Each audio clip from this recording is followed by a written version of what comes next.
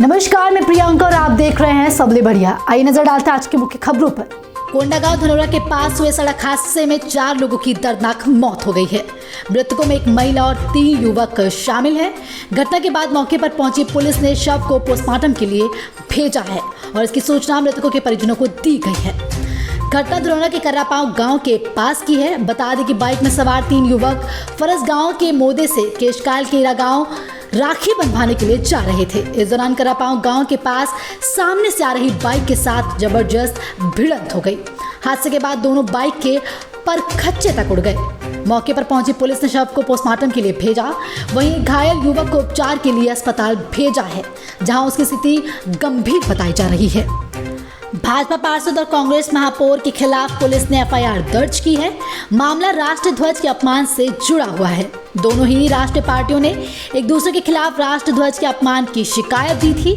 बता दें कि मामला बीते 8 अगस्त का है। 8 अगस्त को कांवड़ यात्रा नगर में निकाली गई थी।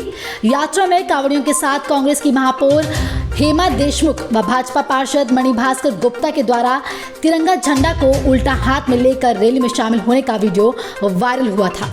वायरल वीडियो के आधार पर दोनों ही पार्टियों ने एक दूसरे के खिलाफ कोतवाली थाने में शिकायत दर्ज करवाई थी। कलेक्टर रजत बंसल की अध्यक्षता में जिला पंचायत सभागार में कृषि विभाग के कार्यों की समीक्षा एवं गोधन न्याय योजना आधारित प्रशिक्षण कार्यशाला संपन्न हुआ। कार्य में लापरवाही और धीमी गति से कार्य करने के चलते कृषि विभाग के अधिकारियों को कड़ी फटकार लगाते हुए कार्य में सुधार लाने की नसीहत दी। इस दौरान बैठक में अनुपस्थित रहे 9 ग्रामीण कृषि विस्तार अधिकारी को कारण बताओ नोटिस जारी करते हुए 7 दिनों के भीतर जवाब प्रस्तुत करने के निर्देश दिए हैं। बता दें कि कलेक्टर रजत बंसल ने बैठक में फसल परिवर्तन में जोर देते हुए मुख्यमंत्री वृक्षारोपण प्रोत्साहन योजना में अधिक जोर देने का निर्देश दिया है। साथ ही फलदार पौधे, इमारती लकड़ी का आरोपण 1 सप्ताह में करने को कहा है। मुख्यमंत्री भूपेश बघेल ने बीते गुरुवार को राजधानी रायपुर के शहीद स्मारक भवन में मिनी माता स्मृति दिवस और प्रतिभा सम्मान समारोह को संबोधित किया।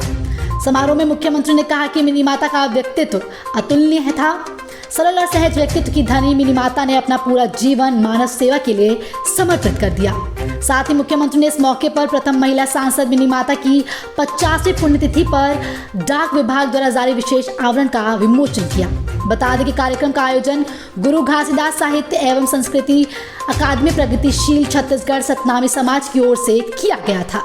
कार्यक्रम में नगरीय प्रशासन एवं श्रम मंत्री डॉक्टर शिव कुमार डहरिया ने कार्यक्रम को संबोधित करते हुए सतनामी समाज की तरफ से गिरोधपुरी का नामकरण गुरु घासीदास गिरोधपुरी धाम किए जाने पर मुख्यमंत्री के प्रति आभार जताया। कार्यक्रम में मुख्यमंत्री ने सतनामी समाज के उत्कृष्ट कार्य करने वाले प्रतिभाशाली विद्यार्थियों और लोगों को सम्मानित भी किया। अभी के लिए इतना ही, जल्द लौटते हैं दूसरी खबरों के साथ। तब तक बने रहे सबले बढ़िया के साथ।